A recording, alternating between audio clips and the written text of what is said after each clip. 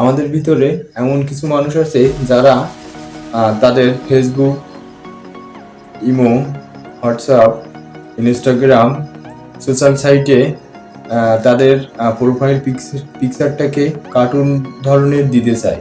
So ভালোভাবে edit না জানার কারণে অনেকেই এই ছবিটি তৈরি করতে পারে না। সো আজকে আমি দেখাবো কিভাবে মোবাইল দিয়ে মাত্র এক ক্লিকে এই ছবি তৈরি করতে পারবে। সো কথা না বাড়িয়ে মোবাইল স্ক্রিনে চলে যাচ্ছি, যে পুরো প্রসেসটা তোমাদেরকে দেখাচ্ছি। সো ফার্স্টে তোমাদেরকে প্লে স্টোর থেকে একটি অ্যাপস ইনস্টল করতে হবে। অ্যাপসটির নাম হচ্ছে টুনমি। সো টুনমি লিখে সার্চ করবে। সার্চ করার পরে এখান থেকে ইন্টারফেসটি দেখে নাও। এই যে ইন্টারফেস, এটা আমি ভিডিওর সুবিধার থেকে আগে থেকে ইনস্টল করে রাখছি। সো তোমরা এটাকে ইনস্টল করে নেবে। এখন সরাসরি চলে যাব টুনমি যে অ্যাপসটিতে চলে যাব। এখান থেকে আই অ্যাগ্রিতে একটি ক্লিক করবে। ক্লিক করে অ্যাকসেপ্ট দ্য কন্টেন্ট এটাতে ক্লিক করবে। ক্লিক করার পরে এখান থেকে দেখো কতগুলো ক্যাটাগরির প্রোফাইল চলে আসছে। দেখো এখন এখান থেকে তোমার যে ক্যাটাগরির প্রোফাইল পিকচার পছন্দ হবে সেটার উপরে একটি ট্যাপ করবে। তো আমি এটির উপরে একটি ট্যাপ করছি।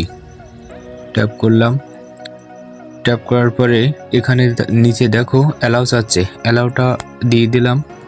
এখান থেকে দেখো নিচে দুইটা অপশান, একটা হচ্ছে ক্যামেরা মতো আর একটা হচ্ছে ফাইল।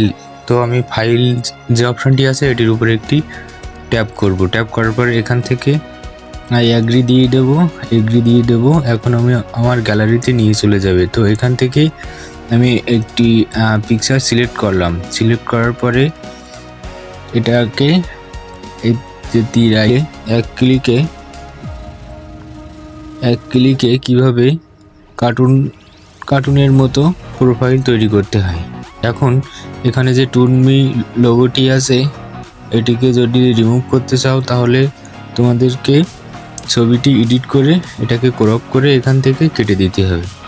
সো দেখে নিলে কিভাবে এক ক্লিকে কার্টুনের মতো প্রোফাইল পিকচার তৈরি করতে পারবে।